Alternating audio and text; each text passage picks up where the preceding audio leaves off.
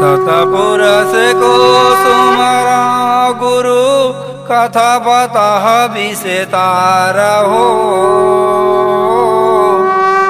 तोरे भरोसा मारज नायर च्यू कभू न पुरिया मझधार हो।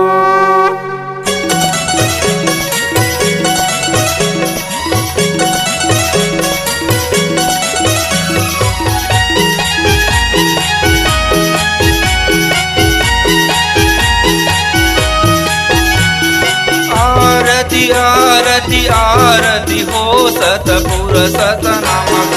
आरती हो सतपुर सतनाम।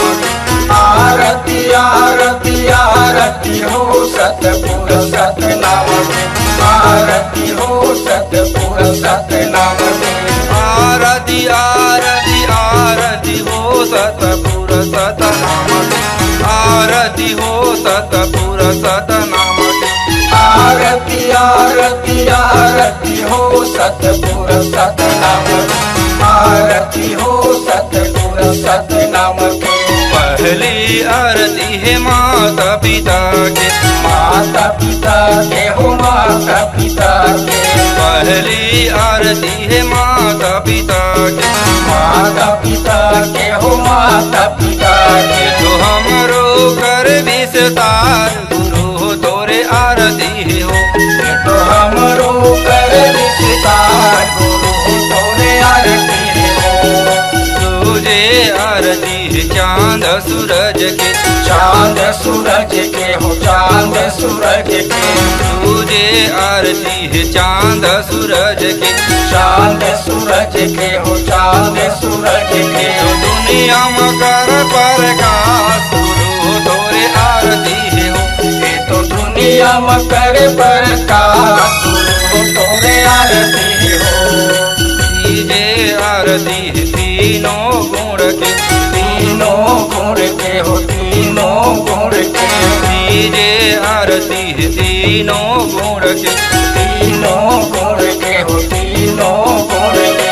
सतमार्ग नीति मा चलाए गुरु तोरे आरती हो। ये तो सतमार्ग नीति में चलाए गुरु तोरे आरती हो। चौथे आरती है चारों गुरु के। चारों गुरु के हो चारों गुरु के। चौथे आरती है चारों गुरु के। चारों गुरु के हो चारों गुरु के। तो सत धर्म नीति ला बताए गुरु तोरे आरती हो। ये तो सत धर्म नीति ला बताए गुरु तोरे आरती हो।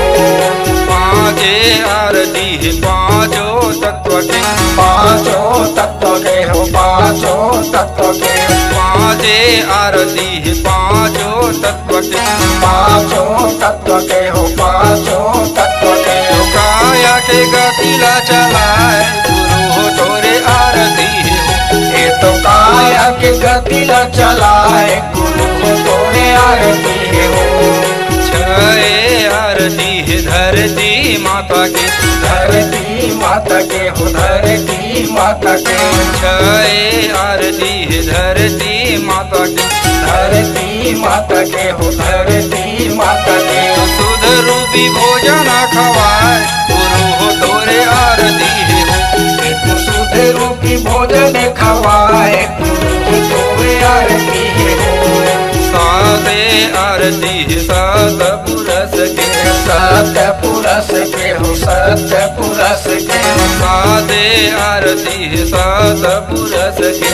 सतपुरुष के हो सतपुरुष के। सृष्टि के कर विस्तार